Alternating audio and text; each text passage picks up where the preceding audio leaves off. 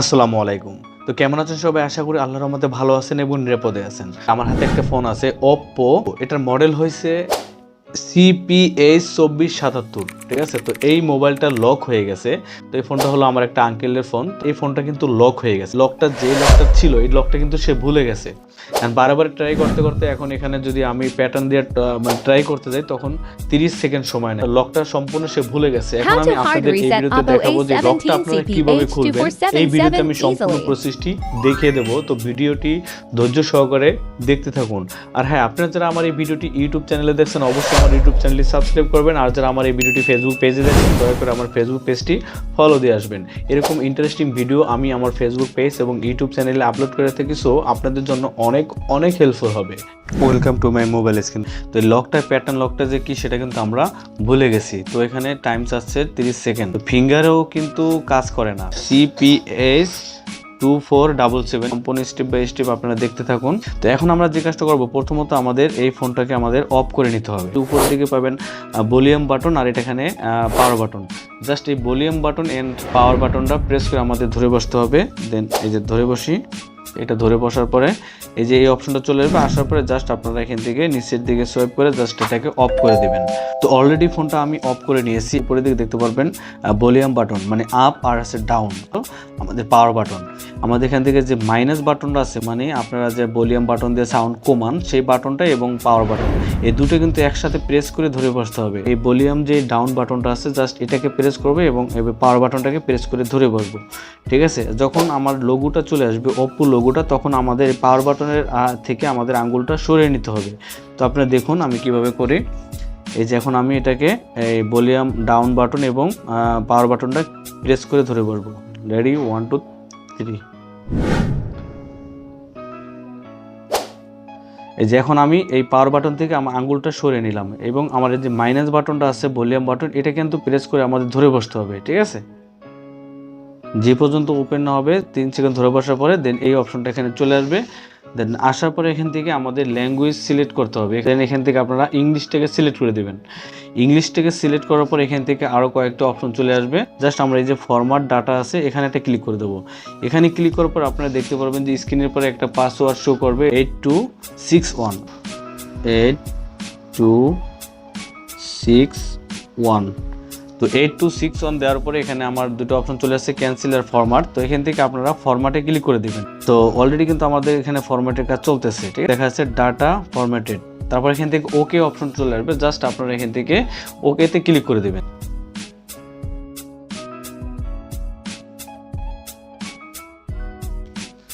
আমাদের কিছু সময় ওয়েট করতে হবে।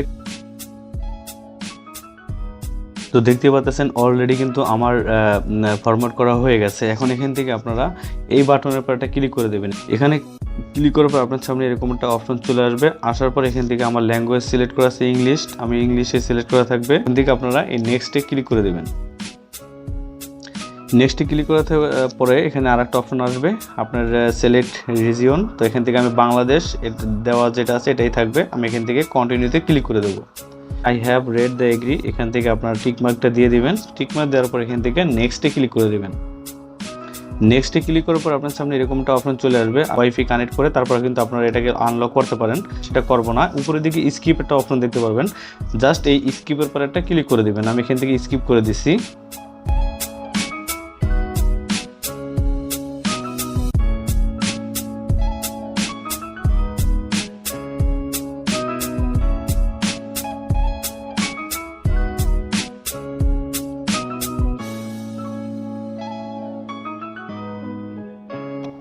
তারপর এখান থেকে আপনার সামনে এরকম একটা ইন্টারফেস চলে আসবে। দেন আসার পর এখান থেকে আমি কোনো কপি অ্যাপস বা ডাটা আমি এখান থেকে কোনো কপি করব না। জাস্ট নিচের দিকে পাবেন ডোন্ট কপি, জাস্ট ডোন্ট কপিতে ক্লিক করে দেবো। এখান থেকে আপনারা ডোন্ট কপিতে ক্লিক করে দেবেন। সামনে এরকম একটা ইন্টারফেস চলে আসবে। দেন আসার পর এখান থেকে আপনারা চাইলে জিমেল আইডি যদি আপনাদেরকে থাকে তাহলে জিমেল আইডি দিয়ে দেন পাসওয়ার্ড দিয়ে লগ ইন করতে পারবেন। আর না চাইলে এখান থেকে ক্রিয়েট অ্যাকাউন্ট আছে, ক্রিয়েট অ্যাকাউন্টে ক্লিক করে জাস্ট আপনারা নতুন একটা জিমেল আইডি ক্রিয়েট করে দেন এটাকে ওপেন করতে পারবেন। তো আপাতত আমি এগুলো কিছুই করবো না। জাস্ট এখান থেকে স্কিপ লেখা দেখতে পারবেন, জাস্ট স্কিপে ক্লিক করে দেবেন। স্কিপে ক্লিক করার পর এরকম একটা ইন্টারফেস চলে আসবে। দেন সেম ভাবে এখানেও আমরা স্কিপে ক্লিক করে দেবো। তারপর এরকম একটা অপশন চলে আসলে এখান থেকে আপনারা স্ক্রল করে নিচের দিকে আসবেন, আসার পরে যেখানে লেখা দেখবেন অ্যাকসেপ্ট, এখানে অ্যাকসেপ্টে ক্লিক করে দেবেন। তো অ্যাকসেপ্টে ক্লিক করার পর আপনার সামনে এরকম একটা অপশন চলে আসবে, এখানে চাইলে আপনারা ওপেন করার সময় আপনারা ফিঙ্গারপ্রিন্ট বা ফেস লক বা পাসওয়ার্ড দিয়ে আপনারা লক করতে পারবেন। দেন আমি এখন এগুলো কোনোটাই করব না, উপরের দিকে স্কিপ লেখা দেখতে পারবেন, জাস্ট এই স্কিপে একটা ক্লিক করে দেবেন।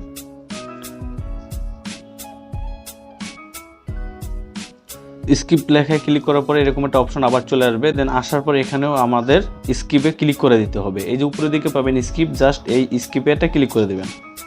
তারপর আপনার সামনে এরকম একটা ইন্টারফেস চলে আসবে, আসার পরে এখান থেকে আপনারা বাটনস এটাকে সিলেক্ট করে দেন নিচের দিকে নেক্সট পাবেন, জাস্ট নেক্সটে ক্লিক করে দেবেন। নেক্সটে ক্লিক করার পর আপনার সামনে আবার এরকম একটা অপশন চলে আসবে, দেন আসার পরে এখান থেকে আমরা ডানে ক্লিক করে দেবো। তো আপনারা এখান থেকে ডানে ক্লিক করে দেবেন।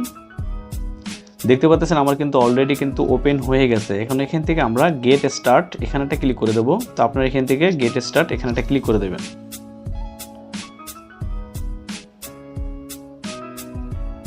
দেন ক্লিক করে দেওয়ার পরে দেখতে পাচ্ছেন ফাইনালি আমাদের ফোনটি ওপেন হয়ে গেছে। ঠিক আছে, তো আশা করি এই ভিডিওটি দেখে আপনারা আপনাদের প্রবলেমটি সলভ করতে পারবেন। যদি এই ভিডিওটি দেখে আপনারা একটু উপকৃত হন তাহলে অবশ্যই আমার ভিডিওটিতে একটি লাইক দেবেন এবং আমার চ্যানেলে নতুন দর্শক হয়ে থাকলে অবশ্যই আমার চ্যানেলটি সাবস্ক্রাইব করে রাখবেন। তো এই ছিল আজকের এই ভিডিও। আপনারা যদি এই ভিডিও দেখে যদি আপনাদের প্রবলেমটা সলভ না হয় তাহলে অবশ্যই কিন্তু আপনারা কমেন্ট করে জানিয়ে দেবেন। যে কোনো সমস্যা আমাকে কমেন্ট করে জানাবেন, ইনশাল্লাহ আমি পরবর্তীতে আপনাদের সেই সমস্যাটা নিয়ে আবার একটা ভিডিও তৈরি করব। আজকের মতো আমি এসএন সোহাগ বিদায় নিচ্ছি, দেখা হচ্ছে আপনাদের সাথে পরবর্তী কোনো ভিডিওতে। সেই পর্যন্ত ভালো থাকবেন, সুস্থ থাকবেন, আল্লাহ হাফেজ, আসসালামু আলাইকুম।